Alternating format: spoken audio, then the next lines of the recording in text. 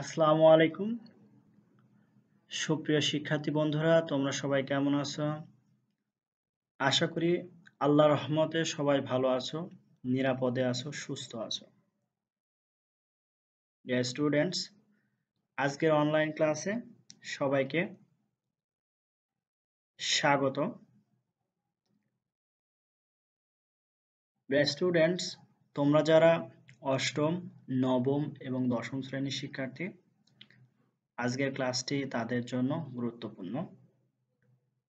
আমি আজাদ স্যার, সহকারী শিক্ষক ইংরেজি, Ibne Taslima Nasir school and college, Angaria, Shariatpur. Dear students, আমরা এই পর্বে পার্ট অফ স্পিচের শেষ আলোচনা করব। আমাদের আলোচনার বিষয়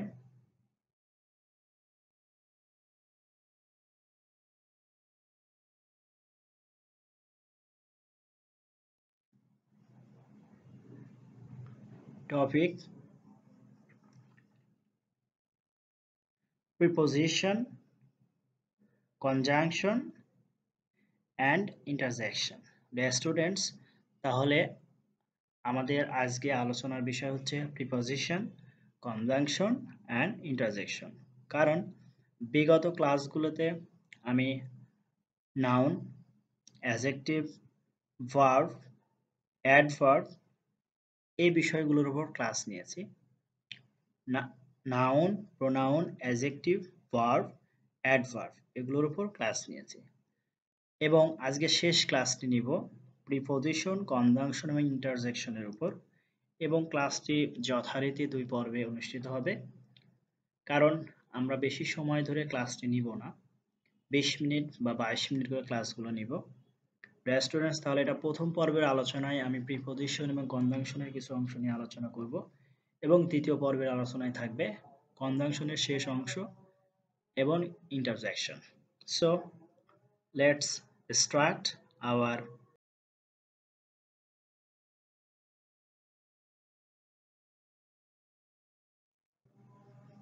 লার্নিং আউটকাম, অর্থাৎ যা শিখতে পারবে এই ক্লাস থেকে।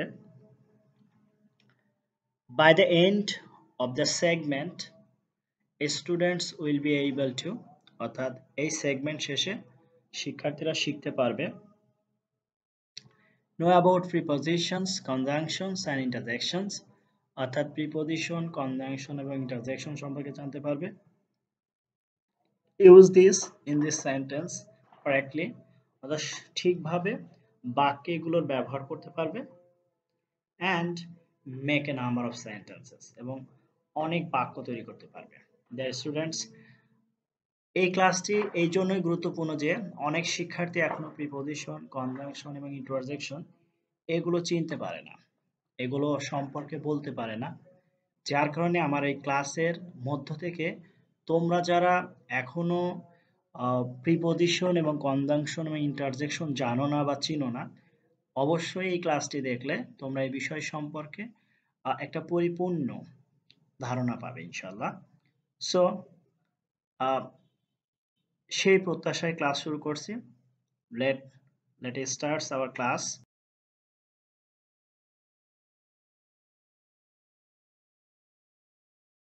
Topic is preposition, অর্থাৎ পদান্বয়ী অব্যয়। Dear students, তাহলে আমাদের প্রথম যে বিষয়টা নিয়ে আলোচনা করব সেটা হচ্ছে পদান্বয়ী অব্যয় অথবা প্রিপোজিশন। এটা সংজ্ঞা দেখা যাক এর, বা প্রিপোজিশন সম্পর্কে কি বলা হয়েছে। ডিয়ার স্টুডেন্টস, এখানে প্রি শব্দের অর্থ হচ্ছে পূর্বে এবং পজিশন শব্দের অর্থ হচ্ছে অবস্থান। প্রি শব্দের অর্থ কি হবে? পূর্বে, এবং পজিশন শব্দের অর্থ হচ্ছে অবস্থান। দ্যাটস ওয়াই এখানে নাউন বা প্রোনাউনের পূর্বে বসে প্রিপোজিশনের পূর্বের এবং পরের শব্দের মধ্যে সম্পর্ক সৃষ্টি করে। তাহলে প্রিপোজিশন কি করবে? নাউন বা কার পূর্বে বসবে? প্রোনাউনের পূর্বে বসে, এই যে পূর্বে বসে কি করবে? প্রিপোজিশনের পূর্বে একটা শব্দ থাকবে, পূর্বের এবং পরের শব্দের মধ্যে সম্পর্ক সৃষ্টি করে। এখন কিভাবে সম্পর্ক সৃষ্টি করে এই বিষয়টা আমরা একটা বাক্যে দেখব। তবে আমাদের মনে রাখতে হবে যে প্রি শব্দের অর্থ পূর্বে আর পজিশন শব্দের অর্থ অবস্থান, এর বাংলা অর্থ হচ্ছে পূর্বে অবস্থান। কার পূর্বে অবস্থান করবে? অবশ্যই নাউনের পূর্বে করবে। আমরা একটা এক্সাম্পল দিয়ে এই বিষয়টি পরিষ্কার হতে পারবে ইনশাআল্লাহ। So let's see. The people of Bangladesh are talkative. The people of Bangladesh are talkative.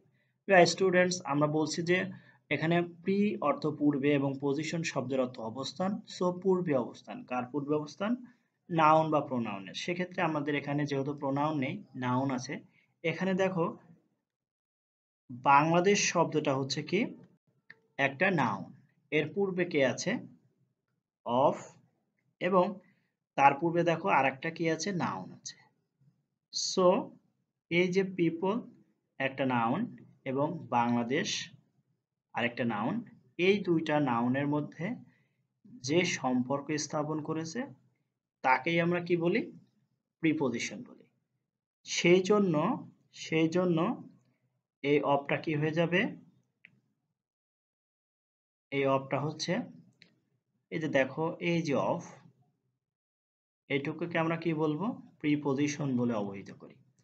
এবং এটা আরো মজার বিষয় হচ্ছে এই অফের কারণে এখানে সঠিকভাবে বাংলা অনুবাদ করাটা সহজ হয়েছে। যেমন আমরা যদি বলি the people of Bangladesh are talkative, তাহলে বাংলা করতে হবে, বাংলাটা হবে এরকম যে বাংলাদেশের মানুষ কি বাচাল।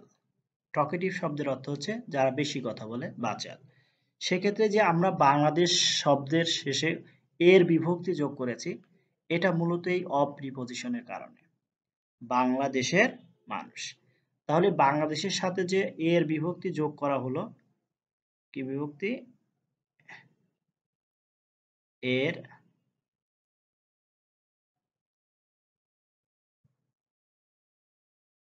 এটা কার জন্য বলা হলো?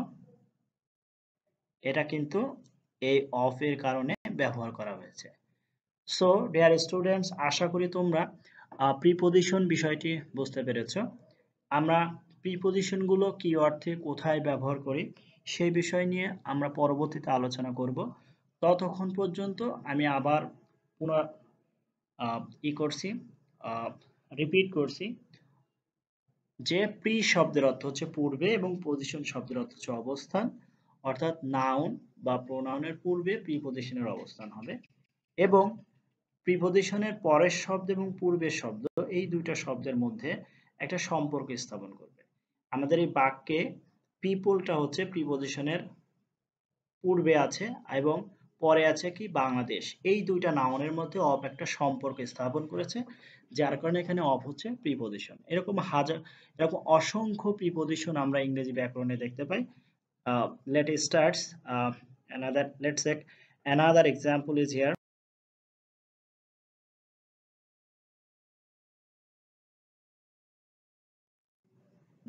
Dear students, let's see another segment example দেখব। আমরা কিছু এক্সাম্পলের মাধ্যমে আমাদের এখনো যে অস্পষ্ট ধারণাগুলো আছে সেটা অবশ্যই পরিষ্কার করব। Let's see. Our first example is we sat under the tree. We sat under the trees. এখানে যে what do you mean by under? এখানে দেখো যে এই যে under শব্দটা আছে, এই যে under, এটা কিন্তু একটা preposition. Why is it preposition?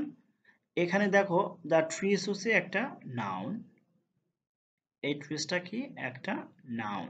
আমরা যদি এটাকে হাইলাইটার পেন ইউজ করি লাল, সেটা আরেকটু বোঝার জন্য সুবিধা হবে। এটা দেখো একটা কি প্রিপজিশন।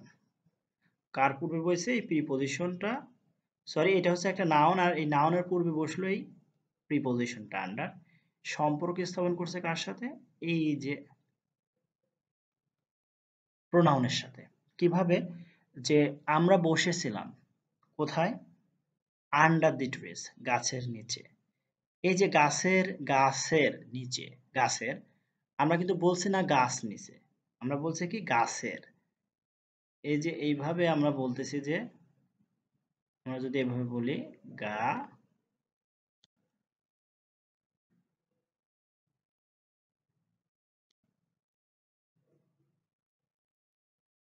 দেখো এখানে এই যে অর এগুলো আসতেছে, এগুলো তো আসার কথা না কিন্তু আসতেছে। যে দ্য ট্রিজ বলতে আমরা বৃক্ষ বলি, কিন্তু আন্ডার ব্যবহার করার কারণে এখানে কি হচ্ছে, দ্য ট্রিজ হচ্ছে, এই গাছের হচ্ছে বাংলা। সো এখানে আন্ডারটা কি হবে, প্রিপজিশন হবে। ডিয়ার স্টুডেন্টস,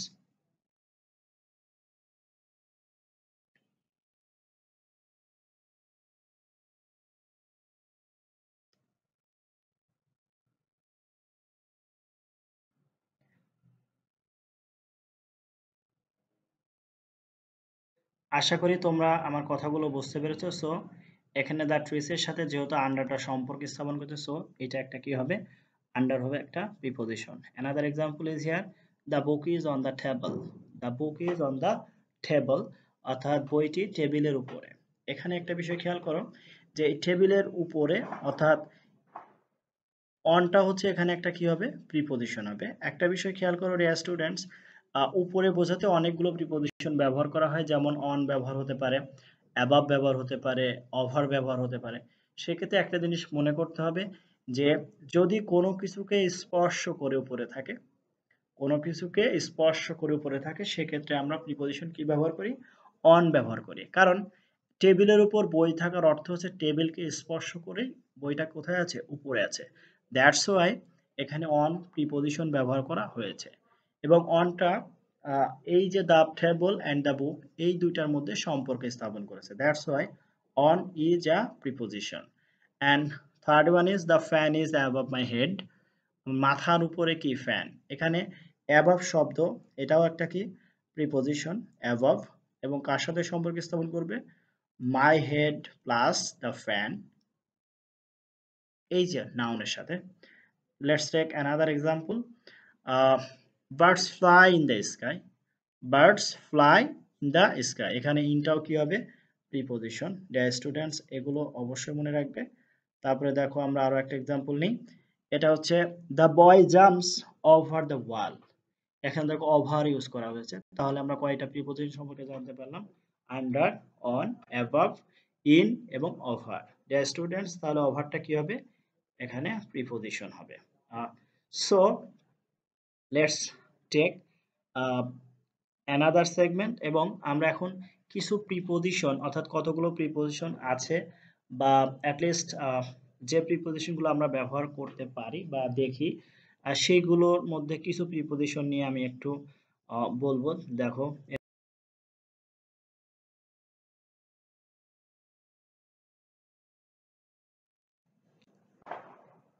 স্টুডেন্টস, এখানে দেখো, there are many types of preposition. There are many types of preposition. These are such as of or of, on, above. আমরা এই প্রিপজিশনটাও পেয়েছি, এটা পেয়েছি, এটা হচ্ছে নতুন পেলাম, অফ এবং অনটা পেয়েছি। তারপরে দেখো আমরা অ্যাবভ পেয়েছি, তারপরে আমরা ওভারটাও এখন পেলাম, অনটা এখন পেয়েছি, অন, এই যে অন, সরি টু। তারপরে দেখো টুয়ার্ডস কি আছে, টুয়ার্ডস। তারপরে দেখো ইন, আউট, তারপর অ্যাক্রস, তারপর দেখো অ্যালং, তারপর দেখো থ্রু, এগুলো কিন্তু প্রিপজিশন। তারপর দেখো ইনটু, তারপরে ফর, তারপর দেখো সিন্স, তারপর দেখো এগেইনস্ট, তারপর দেখো অ্যামাং, এরপর দেখো বিটুইন, তারপরে দেখো উইদিন, তারপরে অ্যাট, তারপরে আপ, ডাউন, বিলো, এটাও প্রিপজিশন হবে অবশ্যই। তারপরে অয়েন, উইথ, তারপরে বাই, এবং এখানে একটা কমা হবে ডিয়ার স্টুডেন্টস, এটা একটু খেয়াল করো, এবং আন্ডারটাও আমরা আগেই পেয়েছি। So we have got many preposition here. আমরা আবার বলি, of, on, above, offer, to, towards, in, out, across, along, through, into, for, since, against, among, between, within, at, up, down, below, with, by and under. Students, তাহলে অবশ্যই তোমরা এই preposition গুলো মুখস্থ করো। আমরা প্রিপজিশনের ব্যবহার বিধি নিয়ে পরে আলোচনা করব ইনশাআল্লাহ। ততক্ষণ পর্যন্ত তোমরা প্রিপজিশন গুলো পড়ে একটু মুখস্থ মতো রাখো, যাতে তোমরা দেখলে চিনতে পারো যে এটা একটা প্রিপজিশন। স্টুডেন্টস, আমরা এবারে আলোচনা করব, দেখা যাক আমাদের পরবর্তী টপিক কি আছে।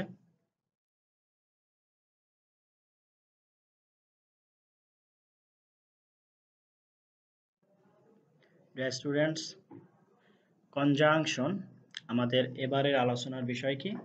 কনজাংশন, যার অর্থ হচ্ছে সংযোজক অব্যয়। এখানে কনজাংশন, কনজাংশন শব্দের অর্থ কি? সংযোজক অব্যয়, যার অর্থ হচ্ছে যোগ করা। এক কথায় কনজাংশন শব্দের অর্থ হচ্ছে কি করা? যোগ করা। আমরা দেখি এরপরে কি আছে।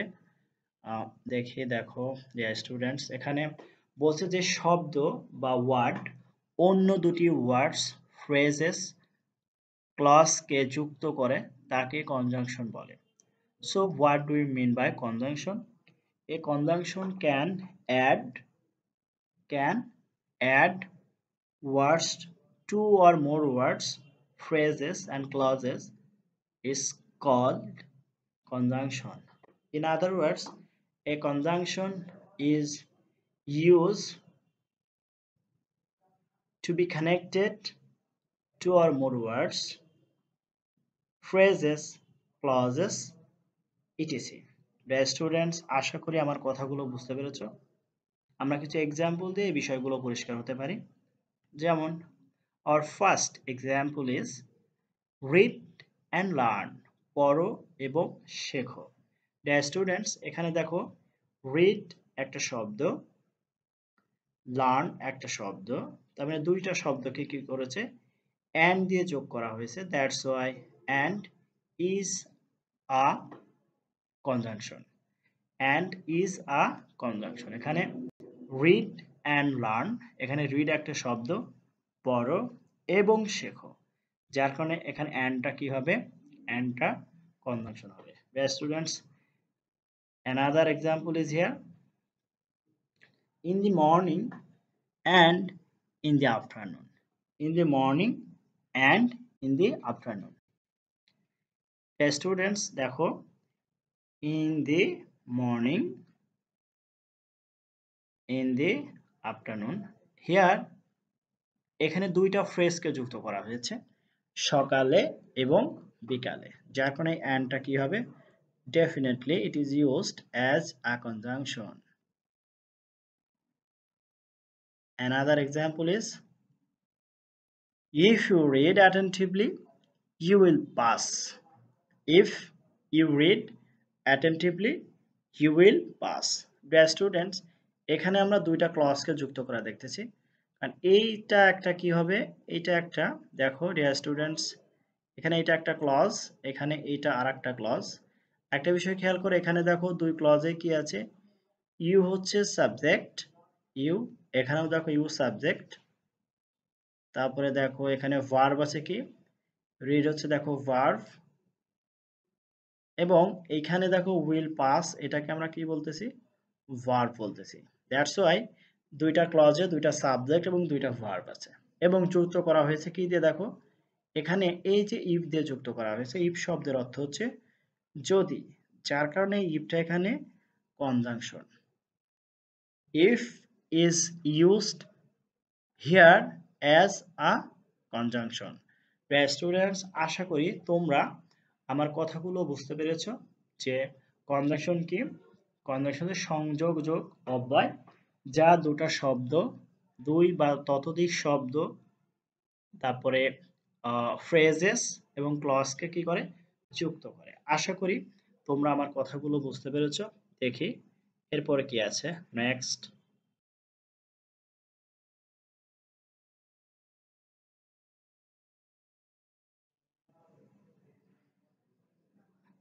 ক্লাসিফিকেশন। ডিয়ার স্টুডেন্টস, আমরা এখন দেখব যে ক্লাসিফিকেশন অফ কনজাংশন। কনজাংশনস তিন প্রকার। কনজাংশন কত প্রকার হবে? 3 প্রকার। First one is coordinating conjunction. First one is coordinating conjunction. Dear students, এটা অবশ্যই মনে রাখো, coordinating conjunction. Second one is subordinate conjunction. Subordinate conjunction কি হবে? Subordinate conjunction. Third one is correlative conjunction. তাহলে আমরা কি পেলাম? ক্লাসিফিকেশন অফ কনজাংশনের মধ্যে কনজাংশনস 3 প্রকার। First one is coordinating conjunction, second one is subordinate conjunction, third one is correlative conjunction. Dear students, এই তিনটা বিষয় মনে রাখো। সো আমরা দেখব এর পরে কি আছে next.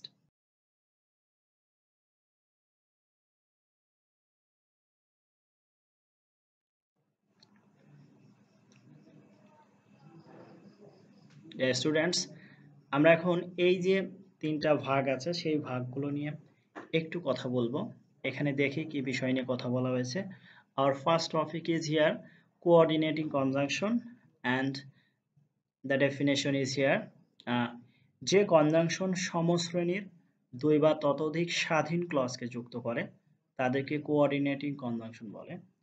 Dear students, notice that এখানে দুইটা প্রিন্সিপাল ক্লজকে যুক্ত করবে বা দুই বা ততোধিক স্বাধীন ক্লজকে যুক্ত করে বা যুক্ত করতে যে ধরনের কনজাংশনগুলো ব্যবহার করা হয় তাকে আমরা কি বলি? কোঅর্ডিনেটিং কনজাংশন বলি। তার মানে কনজাংশনগুলো কেমন হবে? কয়েকটা বিষয় এখানে মাথায় রেখে ডিয়ার স্টুডেন্টস।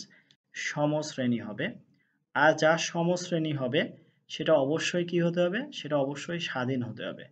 যার কারণে আমাদের কয়টা স্বাধীন ক্লজ লাগবে? 2 অথবা ততোধিক স্বাধীন ক্লজ লাগবে। দ্যাট মিন্স আমাদের 2 অথবা তার চেয়েও বেশি কি লাগতে পারে? প্রিন্সিপাল ক্লজ লাগবে। এবং এই যে প্রিন্সিপাল ক্লজগুলোকে যে কনজাংশন দ্বারা যুক্ত করব তাদেরকেই আমরা কি বলছি? কোঅর্ডিনেটিং কনজাংশন বলছি। Let's take an example is here. Example, first one is she was inattentive to her study and cut a sorry figure in the exam. She was inattentive to her study and cut a sorry figure in the exam. Dear students, এখানে একটা বিষয় খেয়াল করো যে এখানে she was inattentive to her study, এটা হচ্ছে একটা কি? এইটা হচ্ছে একটা ক্লজ। দেখো প্রথমে সাবজেক্ট, তারপরে ভার্ব ওয়াজ আছে, তারপরে এটা কিন্তু বলছে যে সে তার পড়াশোনায় অমনোযোগী ছিল এবং cut a sorry figure in the exam, পরীক্ষায় খারাপ করেছিল। তার মানে সে পরীক্ষায় খারাপ করেছিল এবং কেন? সেটা হচ্ছে সে পড়ালেখার প্রতি অমনোযোগী ছিল। দ্যাটস ওয়াই এখানে she was inattentive to her study হচ্ছে একটা প্রিন্সিপাল ক্লজ এবং cut a sorry figure in the exam এটাও হচ্ছে কি? Principal clause. যার মানে দুইটা সম শ্রেণীর বা দুইটা স্বাধীন ক্লজ কিন্তু আমরা পেয়ে গেছি। আমরা যুক্ত করছি কি দিয়ে? এই যে অ্যান্ড দিয়ে যুক্ত করছি। দ্যাটস ওয়াই এটাকে আমরা কি বলছি? Coordinating conjunction. So let's take another example. Study hard or you will fail in the exam, বলছে যে কঠোর পড়াশোনা করো অথবা you will fail in the exam, তুমি পরীক্ষায় ফেল করবে। ডিয়ার স্টুডেন্টস, এইটাকে আমরা বলছি আরেকটা ক্লজ, প্রিন্সিপাল ক্লজ অবশ্যই। এরপর দেখো তুমি পরীক্ষায় ফেল করবে, এটা আরেকটা ক্লজ, এইটাকেও আমরা কি বলছি? Principal clause. তার মানে দুইটা প্রিন্সিপাল ক্লজ যুক্ত হয়েছে কি দিয়ে? অর দিয়ে যুক্ত করা হয়েছে। That's why or is used here as a coordinating conjunction. আশা করি সুপ্রিয় শিক্ষার্থী বন্ধুরা এটা বুঝতে পেরেছো। Another example is here, the man is poor but honest. The man is poor but honest. এটাও কিন্তু সমশ্রেণীর বাক্য বা স্বাধীন ক্লজে যুক্ত করা হয়েছে। এইটা দেখো প্রিন্সিপাল ক্লজ এবং এখানে অনেস্ট এটাও প্রিন্সিপাল ক্লজ হবে, কিন্তু আমরা সাবজেক্ট এবং ভার্বটাকে এখানে কি করা হয়েছে? উজ্জ্ব রাখা হয়েছে। দ্যাটস ওয়াই এখানে বারটা যুক্ত করা হয়েছে, যুক্ত করেছে দুইটা ক্লজকে, সেজন্য এই বারটা কি হবে? Coordinating conjunction. আর একটা বিষয় মনে রাখো যে একটা কম্পাউন্ড সেন্টেন্স গঠন করতে হলে এই কনজাংশনগুলোর কি নিতে হয়? সাহায্য নিতে হয়। তাহলে অ্যান্ড, বাট, অর এগুলো হচ্ছে কোঅর্ডিনেটিং কনজাংশন যা দিয়ে আমরা একটা কম্পাউন্ড বাক্য তৈরি করতে পারি। ডিয়ার স্টুডেন্টস, আশা করি তোমরা আমার কথাগুলো বুঝতে পেরেছো। সো লেটস টেক, আমরা দেখি এরপরে কি আছে।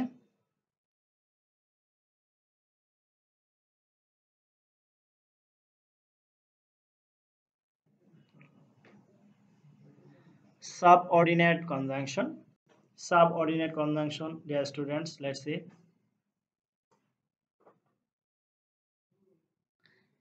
যেসব কনজাংশন এক বা একাধিক সাবঅর্ডিনেট ক্লজকে প্রিন্সিপাল ক্লজের সাথে যুক্ত করে তাদেরকে সাবঅর্ডিনেট কনজাংশন বলা হয়। ডিয়ার স্টুডেন্টস, তার মানে সাবঅর্ডিনেট কনজাংশন গুলো কি, যেখানে একটা প্রিন্সিপাল ক্লজের সাথে এক বা একাধিক সাবঅর্ডিনেট ক্লজকে যুক্ত করা হয়, অর্থাৎ যে যে ক্লজগুলো ডিপেন্ডেন্ট ক্লজ, স্বাধীন ক্লজ নয়, সেগুলোকে যুক্ত করা হয়, তাদেরকে বলা হয় সাবঅর্ডিনেট কনজাংশন। আমরা এক্সাম্পল দিয়ে বিষয়টা পরিষ্কার হতে পারি। যেমন এ নাম্বারে যেমন দেয়া আছে, অ্যাজ হি ওয়াজ অ্যাবসেন্ট, যেহেতু সে অনুপস্থিত ছিল, I myself did the work, আমি নিজেই কাজটি করেছিলাম। এখানে খেয়াল করো যে এই যে হি ওয়াজ অ্যাবসেন্ট, অসুস্থ ছিল, I myself did the work, আমি নিজেই কাজটি করেছিলাম। এখানে কিন্তু এই যে অ্যাজ, এই শব্দটা কিন্তু, এই যে একটা কনজাংশনটা ব্যবহার করা হয়েছে, এইটা কিন্তু সাবঅর্ডিনেট কনজাংশন। কারণ এই ক্লজটার অর্থটা কার উপর নির্ভরশীল? অর্থ প্রকাশ করতে হলে এই ক্লজের উপর নির্ভরশীল, যে I myself did the work. কারণ এখানে I myself did the work হচ্ছে principal clause. That's why as he was absent এটার অর্থ প্রকাশ করতে হলে অবশ্যই I myself did the work এর সাহায্য লাগবে। তাহলেই কেবল এটা কি করতে পারবে? অর্থ পূর্ণ করতে পারবে। সেক্ষেত্রে অ্যাজ হচ্ছে এখানে সাবঅর্ডিনেট কনজাংশন। নেক্সট,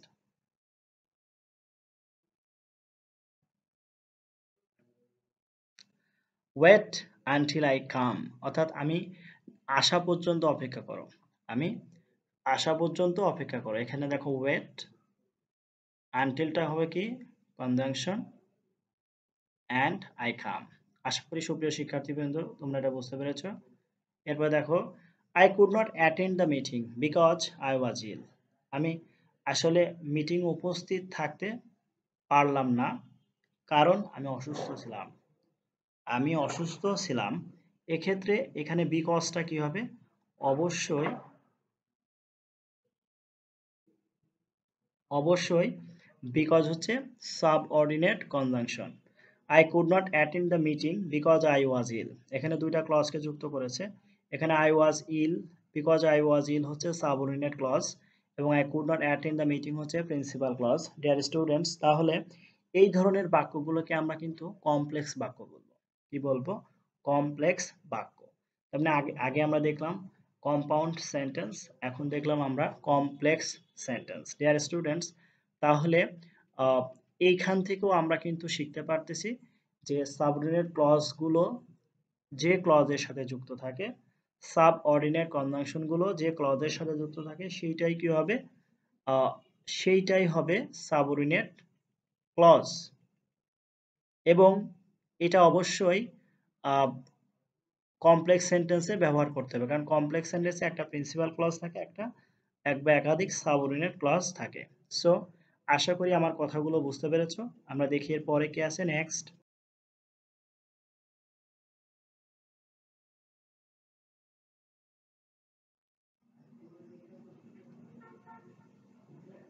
প্রিয় স্টুডেন্টস, দেখি এর পরে দেখো কি আছে।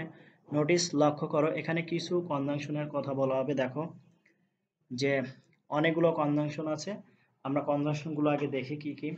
বিকজ, বিকজ শব্দের অর্থ কি? কারণ। ইফ শব্দের অর্থ হচ্ছে যদি। ওয়েদার একই অর্থ।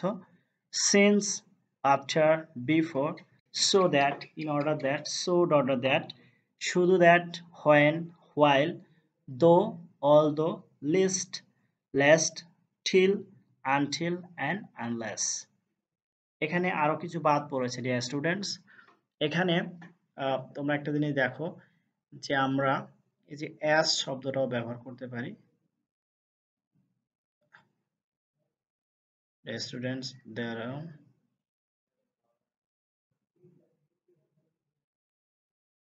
এখানে একটু দেখো প্লিজ। তাহলে আমাদের এখানে কি লিখতে হবে? As as